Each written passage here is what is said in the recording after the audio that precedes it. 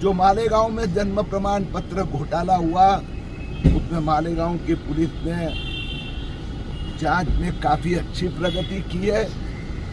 मालेगांव में 3,900 लोगों ने फर्जी दस्तावेज के आधार पर गलत तरीके से जन्म प्रमाण पत्र प्राप्त किए हैं। मालेगांव पुलिस ने अभी तक 550 जो लाभार्थी है, जो अर्जदार, उनको गिरफ्तार किया, आरोपी बनाया है। आने वाले 10-15 दिन में ये संख्या 1,000 की हो जाएगी। उनको मदद करने वाले वकील, एजेंट, एक आध पत्रकार है, महापालिका के अधिकारी, तहसीलदार के अधिकारी, ऐसे 16 अन्य लोगों की भी गिरफ्तारी हुई है।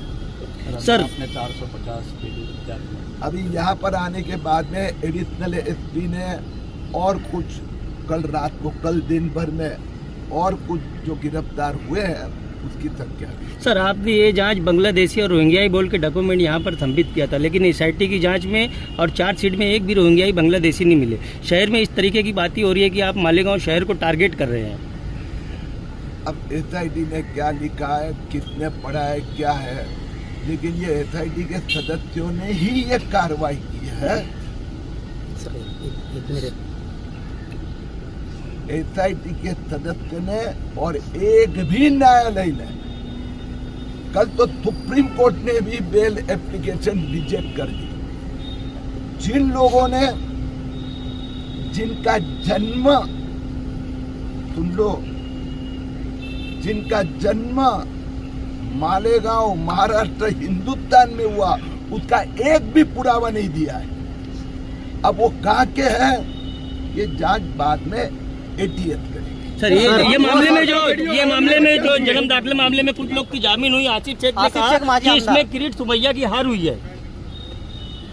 भैया, ये देश के लिए खुशी की बात है कि आज 550 जो इस प्रकार से चीटिंग, फ्रॉड, बनावटी कागज पत्र के आधार पर जन्म दाखिले लेकर भारत के नागरिक बन रहे थे, 4,000 लोगों को दिया, तो 4,000 जन्म प्रमाण पत्र रद्द कर दिए गए। अब इसको कब बेल देना, कितने दिन अंदर रखना, ये न्यायालय का विषय है। कुछ मिल नहीं रहा, आप जबरदस्ती इसको आगे खींच के। अभी यार, आप तो सुप्रीम कोर्ट के ऊपर आरोप लगा रहे हैं, आप यानी आप पत्रकार ने, तो वो तो कोर्ट में भी जाके आए, ये जो बोलने वालों तो कोर्ट में भी उनको भगा दिया। तो हमारे लिए देश की सुरक्षा, अगर वो भारतीय है तो दे देते जन्म प्रमाण पत्र का, कोई तो एक भी कागज नहीं दिया है, तो कहाँ के है वो? एटीएस की जांच होगी। पहली बात, वो यहाँ के ऐसा तो कागज पत्र दिया नहीं, न कांग्रेस ने दिया, न उद्धव ठाकरे ने दिया, न शरद पवार ने।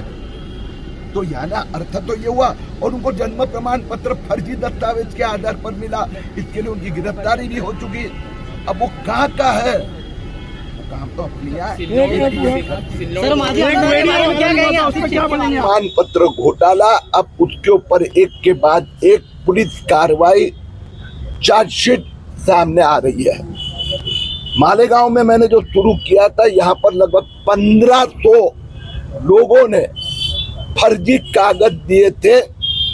उसमें से पहला इंस्टॉलमेंट 500 के विरुद्ध में मुझे विश्वास है आने वाले सप्ताह भर में 500 लाभार्थी एप्लीकेशन करने वालों के ऊपर चार्जशीट दाखिल हो जाएगी।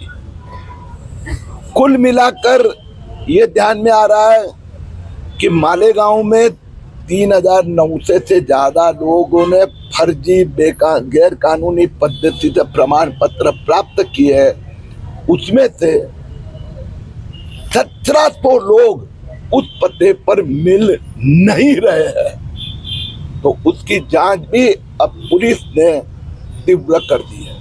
सर, आप ये कह रहे हैं कि इसका इस्तेमाल वोट में हुआ होगा, पासपोर्ट में हुआ होगा, ऐसा हुआ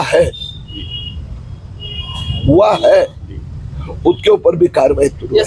जो राहुल गांधी बोल रहे हैं कि आप ये वोट का जो उन्होंने फर्जी वोट का ये निकाल के दिया, तो वो तो आप पहले से ही सिद्ध कर चुके हैं। नहीं, मेरे ख्याल से वो जो है वो पॉलिटिकल है, मेरा विषय देश की सुरक्षा से संबंधित है और देश की सुरक्षा के दृष्टि से फर्जी दस्तावेज के आधार पर यहाँ की सिस्टम को करप्ट करके जिन्होंने दाखिले लिए हैं उन पे कार्रवाई होगी। एसआयटीचा आपला एसआयटीचा रिपोर्ट सबमिट झाला त्याचं काही तुम्हाला माहित असेल, मला नाही त्याच्यात काय आहे का